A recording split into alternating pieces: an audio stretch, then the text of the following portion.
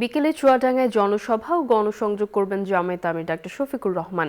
এ বিষয়ে আরো জানাতে আমাদের সঙ্গে যুক্ত হচ্ছেন আমাদের সহকর্মী তাওহিদুল ইসলাম। তাওহিদ, জামায়াত আমির কখন জনসভায় যুক্ত হবেন আর এই মুহূর্তে নেতাকর্মীদের উপস্থিতি আপনি কেমন দেখতে পাচ্ছেন?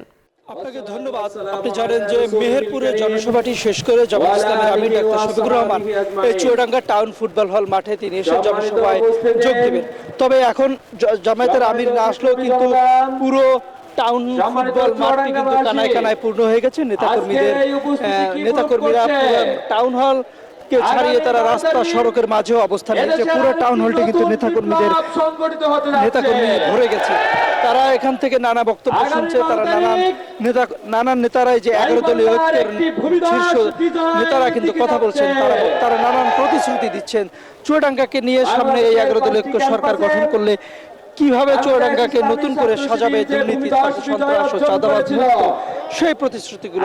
এছাড়া সারা দেশে জামায়াত ইসলামীর যে নারীদের উপরে নারী এবং আজকে ঢাকা আরিফুল ইসলাম এনসিপি প্রার্থী আরিফুল ইসলাম আকিবের উপরে হামলা হয়েছে, এরপরে এবি পার্টির সাধারণ সম্পাদক ব্যারিস্টার ফুয়াদের উপরে হামলা হয়েছে, এই যে সারা দেশে ব্যাপক হচ্ছে তার নিন্দা জানিয়েছে এই জনসভা থেকে।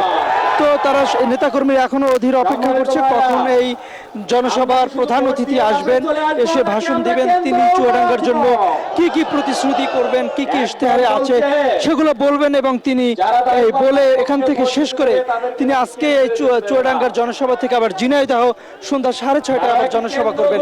তার মাধ্যমে সন্ধ্যা 6:30টার জনসভা দিয়ে কিন্তু তার আজকের মতো করে জনসভা শেষ হবে। এরপর আগামীকাল তিনি যশোর থেকে জনসভা শুরু করবেন।